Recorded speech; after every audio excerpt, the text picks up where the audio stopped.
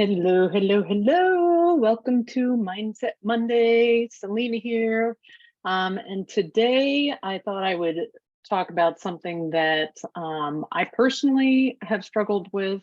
And I know that it's something that most women in particular, but most people do struggle with in reaching for the next level of success. And that has to do with what blocks our confidence and how fear and confidence are connected in a very interesting way. So, what I have found is that fear can often be a barrier to building confidence, but it also can be a catalyst for developing it. So if you think about when you experience fear, you naturally avoid the things that are causing that fear, right? So this avoidance can, cause you to stop doing the things that you know that you need to do to be successful.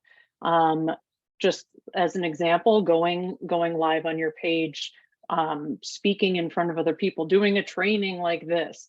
We fear it, and even myself right now, I have like those butterflies in your belly, but that fear can cause us to have lack of experience, lack of confidence, and ultimately can take away from getting where we want to go in life and to be successful. This is something that we can overcome, but you have to think about what is blocking your confidence. We all suffer from a little bit of a lack of self-confidence. Even the most confident people in the world that you perceive have confidence blocks. So what is blocking your confidence? There's 6 or 7 things that I've found are like on the top of the list. Number one is negative self-talk. So I know I certainly do this. Think about when the last time that little like devil on your shoulder was talking to you and telling you how you couldn't do something, or that you weren't good enough. But constant engagement in self-talk can further develop that low self-esteem and help and be a hindrance in your confidence, which can lead to you not getting to where you want to go in life. So negative self-talk is something that we all do, but we can also all control. Number two, and what blocks our confidence is past experiences that are negative. Failures or criticisms, those things erode our confidence and create fear of similar situations that happen in the future. So it's that fear of what might happen based on past experiences, something we also can control. Number three, and I think we've all had this happen to us, is that fear of failure. Like, if I do something, what happens if I fail? And we've all seen that meme that says, but what happens if you fly, right? So that fear of failure holds people back from taking the risks and being their most confident, and I like to say confident as fuck AF self. So fear of failure can lead to decreased confidence. And don't worry, I'm going to share with you what I feel is the best way to help all of us get past these fears and be our most confident self. Now, I know there's a couple people on this call which this might hit home, but what blocks our confidence is perfectionism. You know who I'm talking to. The pressure to be perfect and wait to do things before they are perfect can create anxiety and a fear of making mistakes, which ultimately leads to a decrease in confidence. Number five, and I'm very guilty of this, comparison to others. Constantly comparing yourself to others can lead to a feeling of inadequacy and decreased confidence. Number six, lack of experience or knowledge. Maybe you don't feel confident because you don't feel like you know all of the things, or you're an expert in an area, and it can make you feel unprepared and decrease your confidence. And then there's lack of support. Maybe you feel alone, maybe lack of support from your family, friends, that lack of support can make you feel unsure of yourself and lead to decreased confidence. Now, there is one tool that I have found that is very accessible, and I'm going to share with you that tool, but just a little of, like background leading up to it, something that I have used and that I have actually published and developed myself to help others, something that is accessible to all of us, and all you need is a pen. Journaling can be very useful for building confidence and overcoming fear. So with the right journaling prompts and what I call therapeutic journaling, you can identify fears, and writing about those fears can help you understand them better and put those into words. And I really feel like putting a pen to paper is much more effective than typing it out or voice clipping it on your phone, though those are effective tools as well. But putting it into words can help you start to be more objective about it and be kind of in witness to it than being in the center of those fears. Also, challenging that negative self-talk. So journaling to help recognize that negative self-talk, but turn it into a positive. So something like, I'm not good enough, or I'm never going to be able to do this. Once you identify that and write it down, you can turn that into a gratitude prompt or a positive affirmation prompt to start building that confidence and turning that around, and ultimately creating a confident mindset, right? Because that's the main goal here. Celebrating your accomplishments, no matter how small that they are, that is what I call confidence stacking. So when you go to do something that maybe you, when we identify those fears, maybe you are unsure if you're going to be able to do it, if you've never done it before, when you look back on other things that you've done, other accomplishments that you've had, you can use those accomplishments to boost your confidence in your new endeavor. So reflecting on past accomplishments, regardless of how small or insignificant they might seem, can really help recognize your personal strengths and build that more positive, confident self-image. And then setting goals. We've all used a journal to set goals, but keeping track of your progress towards those achievable goals is a great way to build confidence.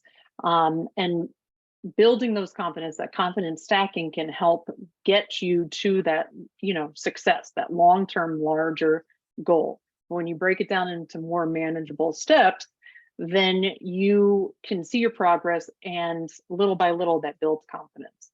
And then, of course, experimenting and building even bigger and greater goals and new ideas. And journaling is a very safe place to explore new ideas, something that you can do in confidence, personally with yourself, without having the fear of judgment for others. Also, increasing self-awareness and just being in touch with your experiences, your feelings, your emotions, and your thoughts can help you get a deeper understanding of yourself.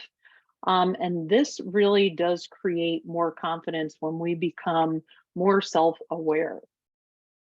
And then reflection. Journaling allows you to reflect on the past experience of the day, of the week, of the year, and let you see how far you've come, because a lot of times we forget just how far we have come when we look back in even 6 months to a year to where we were and what our goals were then. When you write those things down, you can look back and see what you actually have accomplished over time. And emotional processing. So if you are someone that really identifies with your emotions, this journaling helps you process them in a healthier way by, again, reducing that self-talk and improving your mood. Can happen almost instantly and ultimately increase your confidence. So what I have done is created a couple of journal prompts for you, where if you've got pen and paper, you can practice them. You can write them down and do them now, or I can send you a link so that you can use these later. But I have broken these down into a couple of categories: confidence, gratitude, and de-stressing. For me, those are like the three main areas that I have found are very helpful to leading to being more self-confident, which ultimately will help us get to where we want to be more successful. So, number one, what makes you feel powerful and in control? So think about a time or a situation, or maybe it's I mean, for me, like getting ready for this presentation was just putting on a little bit of lipstick and mascara. Makes me feel more confident, more in control, and more just prepared. So write down what makes you feel more powerful, what makes you feel more in control.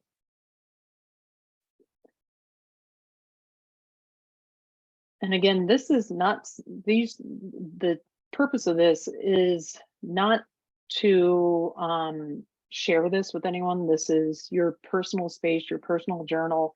So you can, really write whatever it is that you want without fear of somebody judging you from it. I'm not going to ask you to share. So you can be honest with yourself. And then what is a recent obstacle that you've overcome? And how did you feel immediately afterwards?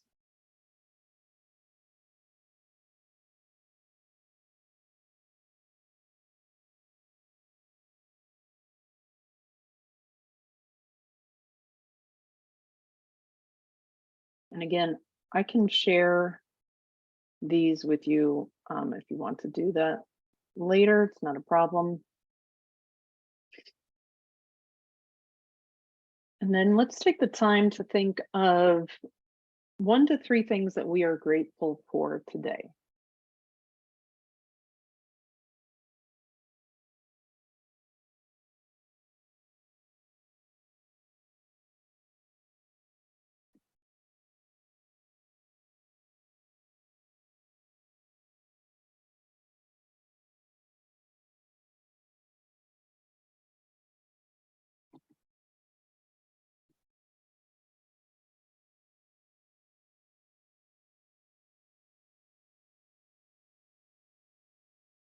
And 2 more I have for you is, what is a fear you can work on to overcome?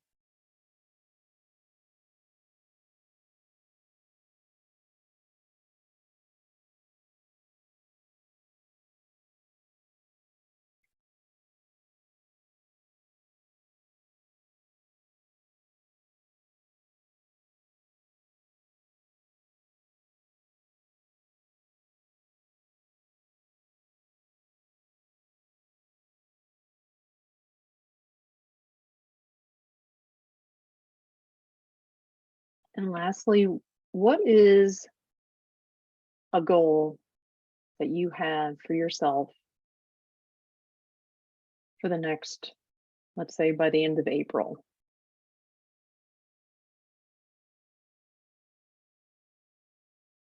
And be sure to include why it's important to you.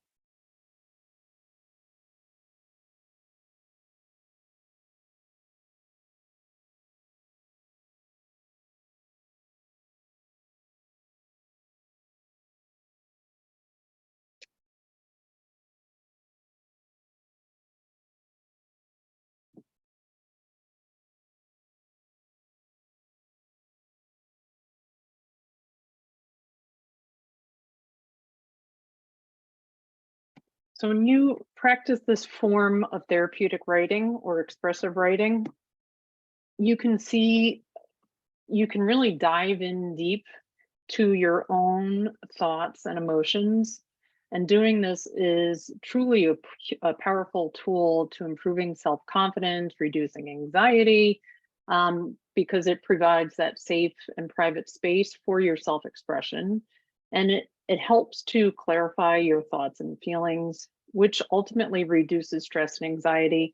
And that in itself increases self-awareness and confidence. So that is what I have for you today. If you enjoy this and you want to dive deeper, let me know. Like I said, I have a link to share. I've got about a year's worth of journaling prompts that I use, and I'd be happy to share them with you. If anyone has any questions on what we talked about, please let me know. I'm not even looking at the camera, so I don't even know who's on here.